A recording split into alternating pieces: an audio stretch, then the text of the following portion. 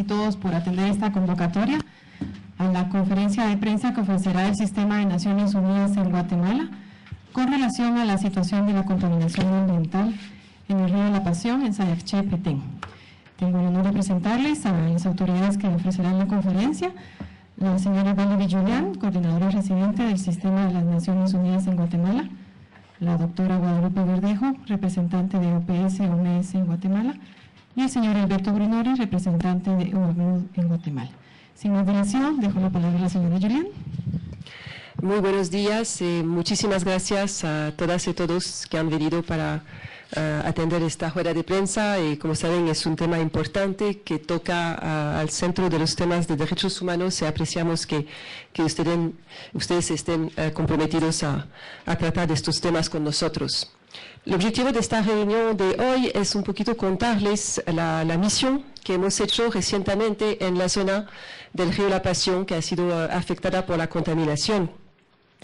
Hemos ido allá, un grupo de agencias del Sistema de Naciones Unidas. Éramos 7 agencias en total, pero también traímos con nosotros expertos en temas de contaminación de agua, expertos salubristas, observadores de derechos humanos, pero también especialistas en temas humanitarios, porque el objetivo de nuestra misión era de ver también la situación humanitaria. Mis colegas de OACNUD, Alberto, y de OPS-OMS Guadalupe les darán más detalles más tarde sobre unos de estos aspectos. Pero primero quisiera empezar diciéndoles que de verdad fue una misión muy interesante y que yo me sentí, nos sentimos todos muy conmovidos por la situación de las personas allá en esta zona. Porque lo que vemos es que sí hay una contaminación, pero es un problema más en una zona que vive crisis constantes desde hace varios años. La contaminación puntual es un hecho muy grave, pero se añade a muchos otros eventos que han vivido estas poblaciones. Lo que vemos es que hay un historial de abuso. Hay una situación que no empezó con el 6 de junio. Hay de una cierta manera un cierto abandono de los derechos fundamentales de estas personas. Y eso quiero resaltarlo para que ustedes verdaderamente puedan en sus reportes resaltar esta realidad que viven las personas en esta zona. Ahora, si miramos los aspectos más concretos, prácticos de la misión que hemos hecho, y como digo, había 2 aspectos a nuestra misión. Ver la situación humanitaria, cuánto era aguda la situación humanitaria, pero también mirar los otros aspectos y ver cuáles son los otros pasos que podemos dar. Lo que podemos decir es que no estamos ahora frente a una situación humanitaria aguda, pero sí una situación humanitaria moderada. No quiero que tomen mis palabras como diciendo que no hay nada. A nivel humanitario hacemos una diferencia. Cuando es una crisis aguda, quiere decir que las personas están muriendo en cantidad grande. No podemos decir que es la situación en la zona. Pero sí, lo que podemos decir es que va a haber, muy probablemente, efectos a medio plazo. Porque ustedes saben, cuando hay una contaminación muy fuerte, puede haber que de repente entonces vemos casos de personas que, además de los peces, personas que mueren, etc. No es la situación que hemos visto, pero sí la contaminación puede traer impactos muy a mediano plazo. Y también eso estamos a disposición para explicarlo más en detalle si lo quieren. Los efectos humanitarios que hemos visto, el impacto humanitario que hemos notado, primero es el abastecimiento de agua. La gente allá vive del agua del río, bebe el agua del río, se lava en el agua del río, lava su ropa en el agua del río. Entonces el agua es de verdad muy importante para el consumo humano. La primera crisis que vimos es la dificultad de abastecerse en agua. Segundo es el tema de la alimentación, de la nutrición. La gente come el pez. Entonces, pero no comen exclusivamente el pez, lo que hace que entonces a nivel nutricional no hemos notado una crisis enorme, pero sí de verdad las personas han perdido este aporte nutricional que tenía, y si no fuera un aporte nutricional era un aporte en dinero, porque la gente también compra algo, pesca un pez y lo vende para tener recursos adicionales. Lo que quiere decir que han sido impactados los pescadores profesionales, pero cualquier persona que vive también del río. Pero lo importante es que con esta contaminación del río se ve como un fin. El fin de no se puede más beber el agua, no se puede más pescar, no se puede más vivir de los productos del río, pero también se ha impactado la biodiversidad del ecosistema.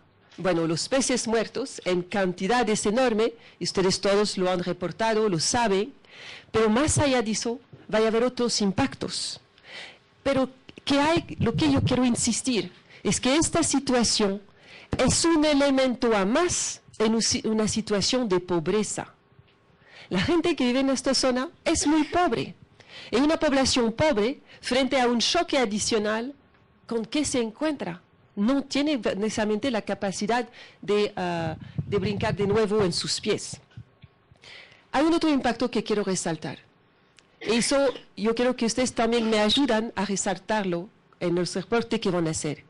Es el impacto psicosocial que ha tenido la contaminación del río. Porque el río, para la gente allá, es mucho más que una fuente de agua o de comida. Es la vida de ellos. Viven en el río. Los niños juegan en el río. El río es la vida y es también un aspecto cultural. Y eso es importante porque la gente nos hablaba allá de un duelo. Nos han dicho, hemos perdido algo. Y lo expresan de verdad como un río, como un duelo, la pérdida de este río. Entonces, y lo digo porque de esta manera lo que vemos es que la visión comercial y mercantil del empresariado, del negocio, nunca toma en consideración la dimensión sociocultural de una zona. Y esta dimensión sociocultural no se puede olvidar, y todavía menos en un país como Guatemala, donde es tan rica. Entonces quería insistir sobre eso. Pero lo que vemos con preocupación es la vulnerabilidad de las mujeres allá, de los niños, de una población que es mayoritariamente quechí, y que de verdad para ellos son impactados por esta contaminación y por muchas otras cosas que han pasado en el pasado. De hecho, la violación de los derechos laborales, por ejemplo, es un tema, Alberto lo tocará, y hay muchos otros aspectos. El acceso a los servicios de salud y de educación también son muy escasos. Solo repito, la contaminación del río se agrega, se añade a una situación donde ya los derechos básicos de las personas no eran respetados. También lo que hemos notado es la debilidad de las instituciones, pero eso no es el caso de Sayache, es el caso en el país, en relación a un problema como este. De una cierta manera, lo que vemos de entonces es que hay una relación muy desigual entre un mundo empresarial que tiene una capacidad financiera de defender sus intereses, y del otro lado, una población que es pobre, que además sufre un shock grande en su vida y que está de manera constante y todavía más en esta situación excluida y despojada de sus derechos. Entonces quiero decir que nosotros como Sistema de Naciones Unidas sí vamos a continuar de acompañar y dar asesoría a las poblaciones. Las medidas que recomendamos de mediano plazo son primero de continuar de hacer un monitoreo de la zona para ver cuáles son los impactos a mediano y largo plazo sobre la salud, los impactos sobre el ecosistema, sobre el medio ambiente. Segundo, recomendamos de hacer una evaluación ecológica, porque más allá de los peces, como digo, hay que ver cuál ha sido el impacto en toda la biodiversidad de la zona, en el ecosistema. Tercero, nosotros vamos a continuar de acompañar y de seguir de muy cercano la situación de investigación del Ministerio Público, que está haciendo una investigación, porque en un caso como este es muy importante de proceder como lo hacemos en todos los otros casos de violación de derechos humanos. Hay que identificar primero las responsabilidades, el responsable, quién ha causado esta contaminación. Y nosotros no podemos añadir un elemento a la fecha de hoy. Nuestros expertos en agua han hecho más de una semana completa tomando muestras de agua, etcétera, pero lo hemos mandado en unos laboratorios, incluido fuera del país. Y eso toma más o menos 15 días para que tengamos los resultados. Entonces, en una próxima ocasión, estaremos en posición de decirles qué se ha encontrado en las muestras de agua, pero infelizmente hoy no lo podemos decir. y tomar las medidas de no repetición. Eso es esencial, que lo que pasó en Sayache sea un evento que nos permite de garantizar que no pasará más ni en Sayache ni en otra parte del territorio. Y por eso entonces tenemos que tener todo un esfuerzo de considerar que el medio ambiente, lo que incluye la gente, los animales, deben ser protegidos y debe haber justicia. Entonces, acabaré mis palabras diciendo que para nosotros, de verdad, lo que llevamos en nuestro corazón es el rostro de estas personas que se sienten muy, vamos a decir, tristes y perdidos, y que van a dejar ellos a sus niños. ¿Qué va a ser la vida de ellos en el futuro? Esta misión no la hemos hecho solos. Quiero decir que hemos trabajado con las instituciones del Estado y quiero agradecer la plena colaboración que hemos tenido de las instituciones del Estado, principalmente el Ministerio de Medio Ambiente, que de hecho nos ha facilitado el desarrollo de esta misión en el terreno, el Ministerio Público, el Ministerio de Trabajo que hemos visto a nivel local, el gobernador departamental, el personal de salud del área, el CONAP, el Consejo Nacional de Áreas Protegidas, la Procuraduría de Derechos Humanos. También han apoyado nuestra misión el Centro de Información y Asesoría Toxicológica de la Universidad de San Carlos y el Instituto de Agricultura, Recursos Naturales y Ambiente de la Universidad Rafael Landívar. También hemos encontrado representantes de los COCODES, las comunidades afectadas, con las cuales hemos hablado mucho, y los defensores de derechos humanos. Y quiero también subrayar particularmente el apoyo que hemos recibido y la colaboración muy estrecha que hemos tenido con la CONRED, que está coordinando todos los esfuerzos, y el secretario Alejandro Maldonado nos acompañó durante la misión. Bueno, ahora volvemos con muchas ideas de cómo apoyar, pero solamente quiero decirles que si hay un compromiso que queremos tomar hoy y que queremos que ustedes como medios nos ayuden, es asegurar que no se olvida el caso y que toma el tiempo que toma, pero que sí tenemos que asegurar que haya justicia y que haya las medidas de no repetición, porque es importantísimo para el país y para su desarrollo que no se contamine el medio ambiente, que no se destruye lo que es la riqueza esencial de este país. Muchísimas gracias. Bueno, muchísimas gracias, Valerie. Buenos días a todas y todos. Para la Oficina del Alto Comisionado de las Naciones Unidas para los Derechos Humanos en Guatemala, es un honor estar aquí. Nosotros hemos acompañado esta misión y quisiéramos expresar algunas de las preocupaciones en materia de derechos humanos que hemos podido detectar en el marco de nuestro mandato de observación. También, como lo indicó la coordinadora residente, quiero agradecer a todas las instituciones del Estado que nos han proporcionado la información y el apoyo para hacer esta misión, y en particular el Ministerio de Ambiente, sin el cual este análisis que voy a hacer a continuación no se hubiera podido hacer.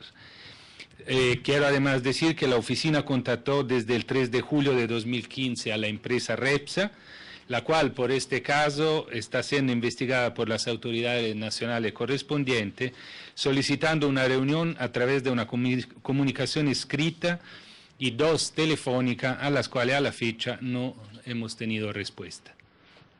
En cuanto al derecho a la alimentación en relación al acceso a la tierra y al derecho al agua, Sayache es un municipio predominantemente quechí, dedicado a la pesca, la agricultura y al trabajo agrícola en las empresas de palma africana. El 76.3% de su población vive en la pobreza y el 29.4% en extrema pobreza. Según el Instituto Nacional de Estadística, la expansión de palma africana en el país ha sido exponencial. De 2003 a 2013 se reporta un crecimiento del 270% de la superficie cultivada a nivel nacional. La Gremial de Palmicultores de Guatemala calcula que de las 130.000 hectáreas de palma cultivada en todo el país, al menos una tercera parte están en Sayache, es decir, 40.000 hectáreas. La Agrepalma afirma que Guatemala es el primer productor de aceite de palma por hectárea, logrando producir 7 toneladas de aceite por hectárea, mientras el promedio mundial es de 4. En comparación, la superficie de cultivo de subsistencia, es decir, maíz y frijol, en ese municipio es de los 0.66%, es decir, 2.558 hectáreas. En este sentido, el relator especial sobre el derecho a la alimentación ha hecho énfasis en la necesidad de asegurar la protección del acceso de las comunidades pobres y marginadas a recursos sostenibles como tierra para cultivo, especialmente en lugares en donde estos constituyen el medio principal de vida. La oficina recibió al menos 10 testimonios de familias que relatan haber sido forzadas e incluso amenazadas a vender sus tierras. Algunos reportaron que al haber vendido sus vecinos las tierras colindantes a las empresas de palma africana se les había afectado el derecho de paso hacia sus propiedades. Es el caso, por ejemplo, de la comunidad del Chorro, la cual quedó completamente rodeada por siembras de palma africana. Asimismo, de acuerdo a fuentes consultadas por la oficina, de las 1.000 caballerías que fueron otorgadas en Sayakshe a 1.000 familias retornadas del conflicto armado interno por el Fondo de Tierra con el apoyo del Consejo Nacional para Desplazados, únicamente 3 familias no vendieron sus tierras a las empresas palmeras. No son nuevas las denuncias en relación a este fenómeno, particularmente en el Petén. El río La Pasión es la tercera fuente hídrica en importancia ecológica del norte del país. En su ribera y afluentes se ubican 7 empresas que se dedican al cultivo de la palma africana. TIC Industria, Nacional Agroindustria, NAISA, Palma del Horizonte, Unipalma S.A., Palma del Sur, Palma del Ixcán y Reforestadora de Palmas El Petén, o sea, REPSA. 4 de ellas, REPSA, NAISA, Palma del Ixcán y Palma del Sur, se benefician de las exoneraciones fiscales que establece la ley que comúnmente se conoce como la Ley de Maquilas. En cuanto al derecho a un medio ambiente sano, los estudios de impacto ambientales son los instrumentos clave para que el Estado pueda desarrollar su función de supervisión en materia ambiental. La oficina tuvo dificultad para establecer si la empresa REPSA, quien ha asumido una serie de compromisos laborales y medioambientales por ser parte del Pacto Global de Empresas y Derechos Humanos de las Naciones Unidas, cuenta con el estudio de impacto ambiental para sus plantas procesadoras REPSA 1 y REPSA 2, encontrando inclusive contradicciones en el expediente. REPSA 2, la planta que se dedica únicamente al procesamiento pero no a la siembra, cuenta en principio con estudio de impacto ambiental. Sin embargo, según el expediente al que la oficina tuvo acceso, en octubre de 2008 la Unidad de Calidad Ambiental del Ministerio de Ambiente había resuelto no aprobarlo debido a que no se explicitaba las prácticas agrícolas que se desarrollarían. 4 meses después, se realizó una enmienda de la resolución administrativa indicando, y cito, este dato es incorrecto debido a que la entidad cuenta con el mismo, o sea, el estudio de impacto ambiental, el cual avala la siembra y la exploración de la palma africana por medio de un proceso de producción. En esa misma enmienda se modificó el monto de la fianza y garantía para la licencia a cargo de la empresa de 2.500.000 quetzales a 200.000, señalando que el monto inicial no era acorde al tipo de actividades a desarrollarse. Dicha fianza venció en febrero de 2014 sin que se hiciera efectivo el pago. Adicionalmente, dentro del expediente se encuentra una comunicación interna del MAR en la que se solicita, y cito, se ha analizado el proceso para establecer si la evaluación y resolución de dicho expediente fue viciado. Lo anterior le resta evidentemente claridad y certeza al estudio de impacto ambiental. En el caso de REPSA 1, la oficina no pudo establecer si cuenta o no con estudio de impacto ambiental. A pesar de que un funcionario del Ministerio de Ambiente entrevistado ha afirmado que REPSA 1 sí cuenta con el estudio, en una nota del 14 de junio de 2015 se indica que el estudio de impacto ambiental presentado en 2006 para esta planta no fue aprobado. Por otro lado, en lo que concierne a la actividad de plantación de palma, en el expediente se establece por parte de la Dirección de Gestión Ambiental del MAR que no se encontraron registros sobre la autorización para desarrollar la misma. Lo anterior fue confirmado por 3 funcionarios de dicho ministerio. Es decir, Repsa no estaría en línea con las disposiciones ambientales nacionales en cuanto a las plantaciones. Cabe además mencionar que el 2 de junio, luego del primer evento de mortandad de peces, el MARN realizó una supervisión para evaluar los compromisos y obligaciones contenidos en el estudio de impacto ambiental de la planta de procesamiento de Repsa 2, registrando los siguientes incumplimientos. Pese a no tener el estudio de impacto ambiental para la plantación, se pudo constatar que una parte de siembra de palma se encuentra dentro del área protegida y otra parte dentro de áreas de amortiguamiento de la biosfera maya. Esto ha sido confirmado por el CONAP de manera verbal en las reuniones que ha tenido con las agencias del Sistema de Naciones Unidas y las autoridades. Es la única empresa del área donde las pozas de oxidación no tienen revestimiento. No cuenta con un plan de medida de prevención y mitigación en caso de accidentes como rebalses o inundaciones. Para el tratamiento de las aguas residuales especiales, que son tóxicas, no cumple con los monitoreos, tratamiento de los lodos y registros adecuados.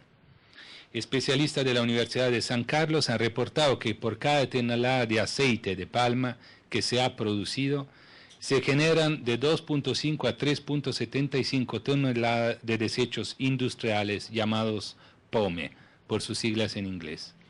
Este material orgánico tiene una alta demanda bioquímica de oxígeno. Dentro del expediente del MARN consta que Repsa tenía conocimiento desde 2012 de que, y cito, los valores de nitrógeno total, coliformes fecales y demanda bioquímica de oxígeno exceden el límite máximo permisible dictaminado por el Reglamento de Aguas Residuales y sólido sedimentable en su artículo 20 en cuanto a descarga a un cuerpo receptor, lo cual es de alto riesgo cuando no se tiene un plan de mitigación en caso de emergencia, como por ejemplo las inundaciones. Además, se informó que Repsa ya está construyendo nuevas lagunas de oxidación debido a que las existentes no son suficientes para la producción actual, esto sin tener un estudio de impacto ambiental. La oficina, a través de entrevista realizada al MARN, fue informada de que tampoco la empresa NYSA contaría con todos los estudios de impacto ambiental. Las autoridades del MARN y del MP evidenciaron la escasa eficacia disuasoria de los procesos sancionatorios, tanto administrativos como penales, pues por el tipo penal de contaminación, si no se logra demostrar una conducta dolosa, es de 5 años conmutables y el máximo de la sanción pecuniaria administrativa es de 100.000 quetzales. Es importante mencionar que este caso parece no ser único o aislado en la región norte del país. La oficina ha recibido denuncias sobre el desvío y contaminación de otros ríos, como Río Chixoy, Río Limón, Río Cebol de Alta Verapaz, Río Ixcán y Nentón en Huehuetenango y Río Xaclbal en Quiché. En cuanto al derecho a un trabajo digno y a condiciones de trabajo decente, es de reconocer la importancia que tiene este sector para la generación de empleo e ingresos. Se estima que en Sayaché las empresas de palma generarían un número muy importante de empleos. No pudimos establecer, de acuerdo a datos oficiales, el número exacto de empleos. Es por ello que la oficina realizó misiones conjuntas con la Inspección de Trabajo en 2014 y elaboró un manual conjuntamente con el Ministerio de Trabajo para la inspección y verificación de los derechos de las y los trabajadores agrícolas, el cual se espera sea integrado a los mecanismos establecidos por dicho ministerio. La oficina fue testigo de numerosas protestas por los trabajadores reclamando sus derechos laborales. En 2012, un paro por parte de 13.000 trabajadores de las empresas palmeras llevó a la negociación del Pacto de Gobernabilidad y Desarrollo, aprobado en 2014, el cual, según las autoridades, será la base para incorporar las medidas estructurales y a largo plazo para la atención de esta problemática. El pasado mes de junio, la oficina se entrevistó con el delegado departamental del Ministerio de Trabajo, quien reportó el progresivo cumplimiento de las principales obligaciones laborales por parte del sector palmero a partir de septiembre de 2013. Sin embargo, aún posterior a la fecha indicada, la oficina ha seguido recibiendo numerosas denuncias de violaciones a derechos laborales. En dicha denuncia se anexan actas recientes de la Inspección de Trabajo de procesos de conciliación por violación a derechos laborales. Las denuncias presentadas a la oficina en octubre y diciembre de 2014 y mayo de 2015 señalaban en particular el incumplimiento de salario mínimo y u otras prestaciones, la subordinación del pago de salario a metas excesivas unilateralmente fijadas por la parte patronal, la ausencia de goce de periodos vacacionales remunerados, el limitado acceso a las prestaciones del ICS, la discriminación salarial en contra de las mujeres por el trabajo realizado y no remunerado o pagado con cantidades mínimas, la contratación a través de terceros sin tener un contrato o constancia por escrito, el abuso del periodo de prueba para evadir el pago de prestaciones, despido masivo de trabajadores, la ausencia de herramienta, equipo de higiene y seguridad ocupacional. Algunas de estas violaciones fueron detectadas también por el Ministerio de Ambiente, que la ya mencionada supervisión del 2 de junio concluyó que REPS habría incurrido en la siguiente omisa: ausencia de exámenes médicos anuales a sus empleados, falta de suministro de equipo de protección para su personal, carencia de instructivo proceso de formación sobre manejo de tóxico químico. En cuanto al derecho de defender derechos humanos, preocupa a la oficina que desde los hechos de contaminación de río hasta la fecha se tuvo conocimiento de 8 ataques en contra de defensoras y defensores de derechos humanos, incluyendo a periodistas y comunitarios de prensa. El asesinato del defensor Manuel Xi, líder comunitario muy activo en la defensa de los derechos laborales de las y los trabajadores agrícolas en 2014, y la falta de avance en la investigación del mismo han generado la percepción en los comunitarios de un ambiente hostil que disuade la acción de defensa de derechos humanos. Algunas conclusiones y recomendaciones que quisiéramos hacer, digamos, en el mediano y largo plazo, complementando lo que la coordinadora residente ya mencionó. Además de las acciones que el gobierno ya esté tomando y que podamos tomar como sistema de Naciones Unidas, nosotros pensamos que el Congreso de la República de Guatemala debería de aprobar la ley de aguas para regular, entre otros aspectos, el uso de los afluentes hídricos del país. Debería de dotarse al Ministerio de Ambiente, a la Fiscalía de Medio Ambiente y a la CONAP de mayores recursos para fortalecer su trabajo y la verificación e implementación de las medidas dispuestas en los estudios de impacto ambiental.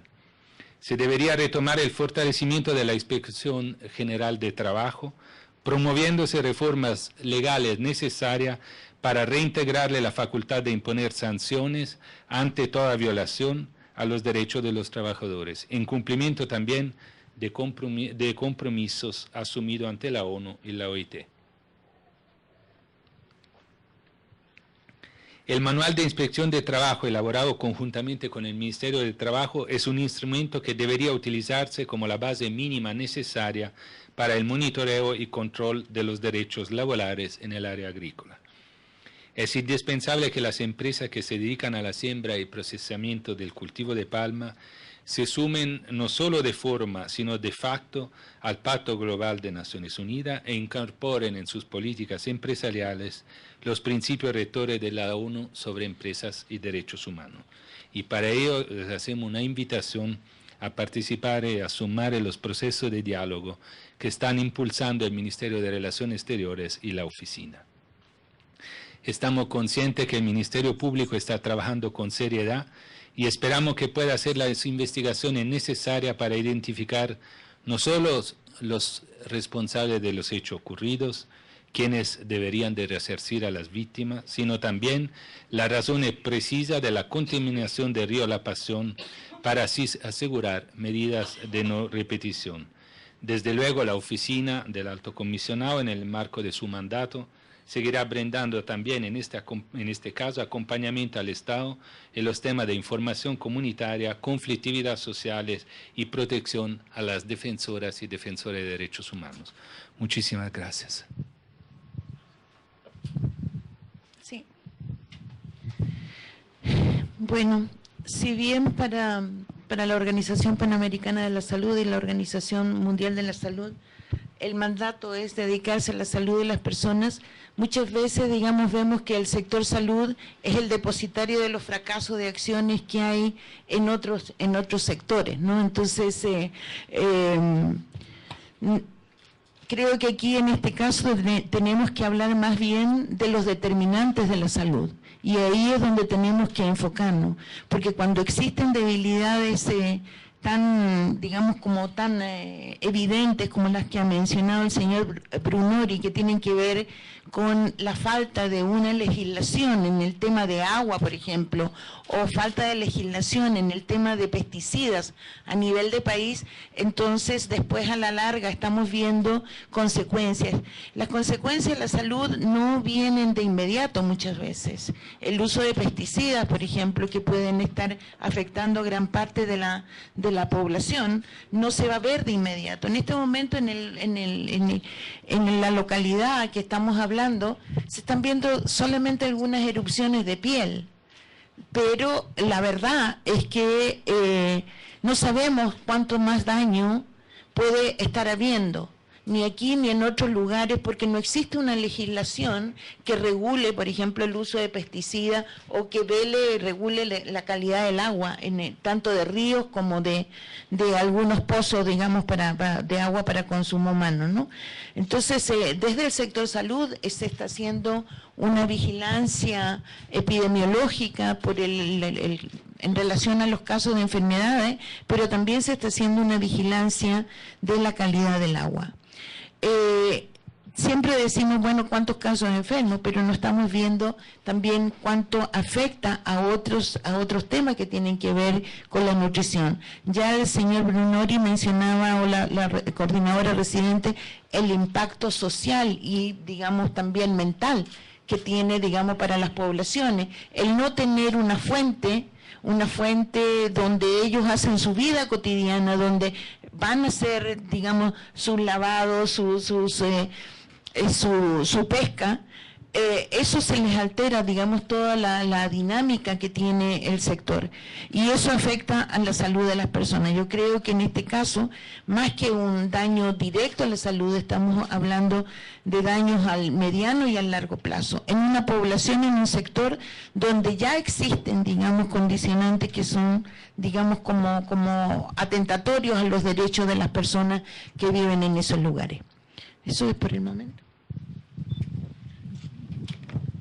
Tenemos ahora el espacio para preguntas. Por favor, siempre su nombre y el medio que representa. María José España, de Diario Digital. Señor Alberto Brunori, también todo lo que ustedes mencionaron sería un llamado de advertencia a las empresas de la industria de palma africana y qué cambios directos tienen que hacer ellos a corto plazo. Bueno, digamos, lo que se ha notado es que hay aparentemente algunas incongruencias primero hay dudas en relación al tema de los estudios de impacto ambiental y las áreas en las cuales se estaría dando la siembra de palma, que sería en parte área protegida. Entonces, ahí ya, digamos, hay algunas incongruencias que tendrán que ser analizadas e investigadas por las autoridades correspondientes.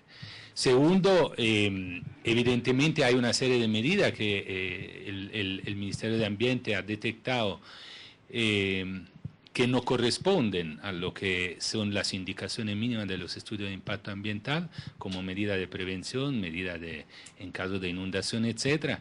Y eso evidentemente tiene que investigarse, tiene que repararse, y nos parece que a pesar de que afortunadamente, como les decía la coordinadora residente y la representante del OPS, no han habido consecuencias, digamos, trágica inmediata, pero en el largo plazo hay que seguir monitoreando, y son las instituciones del Estado que tienen que seguir monitoreando para que, si los estudios de impacto ambiental no se están aplicando, pues se tienen que aplicar. Julio López, de Telediario. A la señora coordinadora residente, usted nos hablaba que la crisis no es aguda, sin embargo, sí podrían darse efectos a mediano plazo. ¿Cuáles podrían ser estos efectos? Bueno, los efectos, tal como mencionó Guadalupe de la UPS-OMS, son, por ejemplo, efectos en la salud. Si bien no se ha visto una enorme cantidad de personas sufriendo de diarrea o problemas así, muchas veces en casos similares de contaminación de un ambiente, tal como un río, se ve 6 meses después, por ejemplo, un aumento de abortos espontáneos en mujeres, esterilidad en los hombres, aumento de cánceres. También son todos estos temas que nosotros proponemos de hacer esta vigilancia en los próximos meses, porque eso sí es un indicador importante. Esos son efectos a mediano plazo sobre la salud. Después hay un impacto también sobre el medio ambiente. Será de ver, hubo una mortandad de peces bastante alta, pero hay que ver los residuos que se quedaron en el agua, qué impacto pueden tener. Y más allá, como lo decía, es el impacto en el ecosistema y toda la biodiversidad. Pero eso no se ha medido por ahora, no se ha hecho una evaluación ecológica. Y es por eso que nosotros recomendamos que se haga una evaluación ecológica completa, que permite de ir más allá del inmediatamente río y de los peces para ver todo el medio ambiente, porque los impactos van más allá de la orilla del río. ¿Y económicamente Guatemala estaría preparada para atender este tipo de efectos? Bueno, yo pienso que más allá del problema económico es un problema político. Tal como lo mencionaba Alberto, frente a una situación como este, esperamos, y es por eso que hacemos esta rueda de prensa y que continuaremos a informar, esperamos que se tomarán las medidas para corregir lo que tiene que ser corregido. Si hay vacíos en la ley, habrá que corregirlos. Si hay una implementación que no es rigurosa de los lineamientos de un reglamento o de una ley, también hay que corregir. El tema, por ejemplo, de los estudios de impacto ambiental es algo esencial. Cualquier empresa que tiene una actividad que puede tener un impacto, en general casi todas las actividades tienen un impacto, y es por eso que se debe de hacer un estudio de impacto ambiental, durante el cual la empresa debe evaluar que haciendo tal y tal actividad, eso tendrá tal y tal impacto y que por ende tomará tal y tal medida de corrección o de mitigación. El problema es que en el caso que nos interesa en la zona de Sayache, la empresa Repsa, que tiene 2 actividades muy distintas, en un caso el estudio de impacto ambiental lo tiene, aún había reservas que habían sido hechas por los técnicos del Ministerio de Medio Ambiente, y en otro caso, tal como lo decía Alberto, no tenemos evidencia que existe un estudio de impacto ambiental. Entonces, como digo, no es un problema económico, es un problema de implementar lo que la ley prevé. Mejorar la ley donde necesita de serlo, como por ejemplo la falta de una ley de agua, eso es muy detrimental al problema del agua en Guatemala, pero también implementar la ley donde hay. Julio López de Emisoras Unidas mencionaba que se habían tomado algunas muestras del agua y llevadas al exterior. ¿Estas podrían ser proporcionadas al Ministerio Público como parte de la investigación y como una base para buscar a las personas responsables? Obviamente todo lo que hacemos, nosotros lo hacemos en apoyo a las instituciones del Estado. De hecho, todo este trabajo que hemos hecho de tomada de muestra, lo hemos hecho conjuntamente con las instituciones. Entonces todo eso sí será a disposición del Ministerio Público. Wendy Sandoval del siglo XXI. Ustedes hablan de la ley de aguas. Sin embargo, esta en su momento no fue aprobada en el Congreso de la República por la misma politización que hicieron algunos alcaldes de esta ley. ¿Ustedes podrían dar el acompañamiento técnico o de vigilancia para que si esta ley se aprobara fuera en beneficio del medio ambiente y no se politizara? Obviamente haremos todos los esfuerzos para que el tema de la ley de agua vuelva a estar presente en la agenda del Congreso. Después, infelizmente, la adopción de la ley no depende de nosotros, pero sí yo puedo asegurar que a nivel de Naciones Unidas continuaremos de hacer una advocacia en dirección de la aprobación de la ley de agua. De hecho, hay muchos países de la región que tienen ya una ley similar. Entonces, utilizando ejemplos de otros países, vamos a continuar a empujar en esta dirección, pero la decisión, infelizmente, no es de nosotros. Solo una pregunta. Yo soy el representante de Sayache Petén. ¿Será que ustedes, como Naciones Unidas, será que nos pueden hacer una visita allá en Sayache para hacer más apoyo de nuestro pueblo? Es una pregunta de lo que yo quisiera hacer. ¿Será que tienen ustedes de apoyar a nosotros en esos sentidos para hacer la investigación de esa mortandad de peces? primero hemos hecho ya la misión, hemos ido ya allá a Sayache, entonces, y como lo mencioné, vamos a continuar de hacer un monitoreo, entonces sí, presencia de nosotros en la zona va a haber de una forma u otra. En relación a la investigación, como siempre, nosotros nos ponemos a disposición de las instituciones del Estado. En este caso, estamos completamente dispuestos a apoyar el Ministerio Público si se necesita, por ejemplo, de una expertise particular. Ya lo mencioné al periodista que me preguntó antes.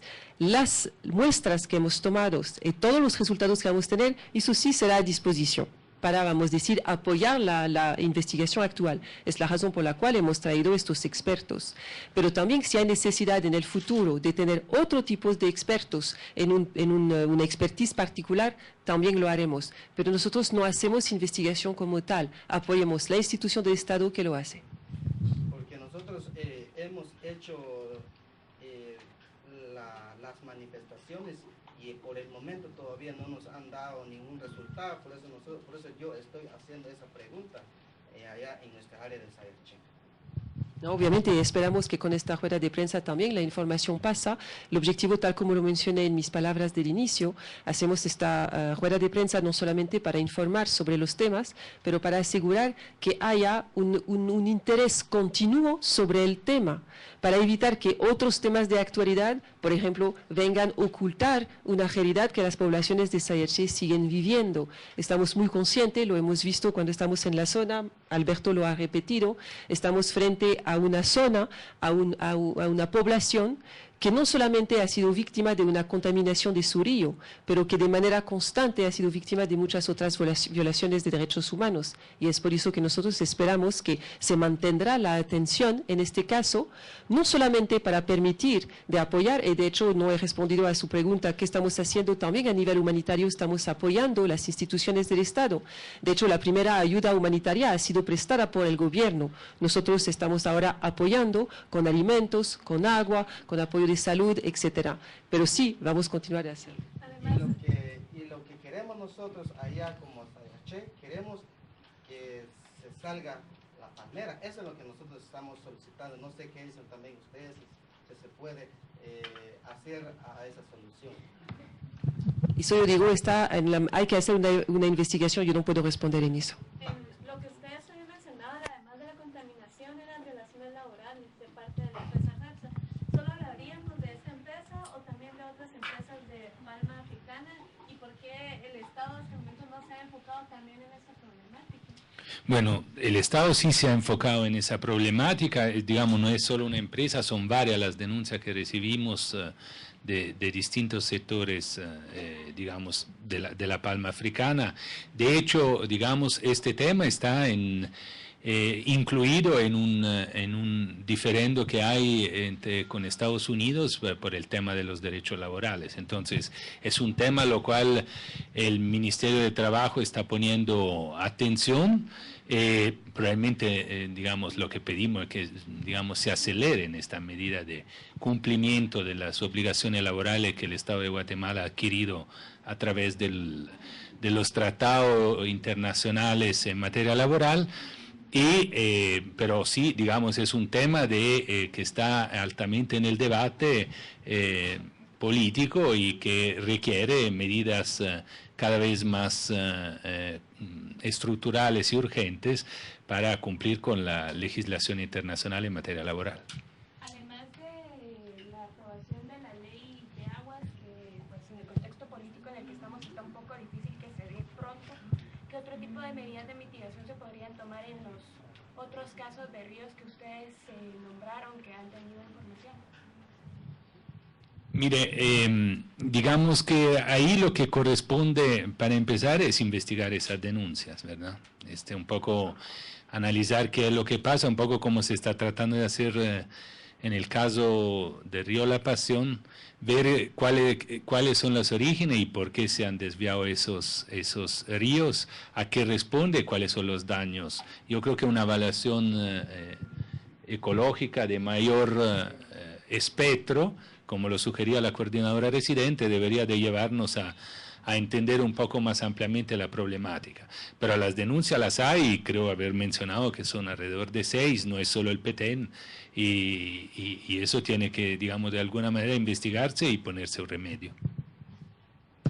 Solamente para añadir, las medidas de mitigación también incluye, por ejemplo, todo un trabajo de fiscalización que compete a las diferentes instituciones del Estado, pero hay que hacer esta fiscalización, hay que verificar que las empresas aplican las medidas que deben aplicar según lo que ha sido estipulado al momento de empezar su trabajo.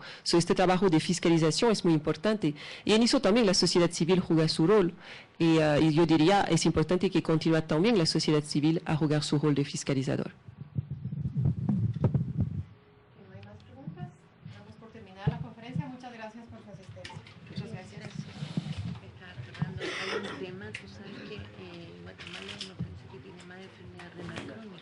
Y eso tiene mucho que ver con lo que tú decías, pero eso hay acá se quedó de lado y es una cosa que también habría que reformar. Hay un protocolo de investigación que ya se está haciendo en Nicaragua y en El Salvador, pero está todo relacionado.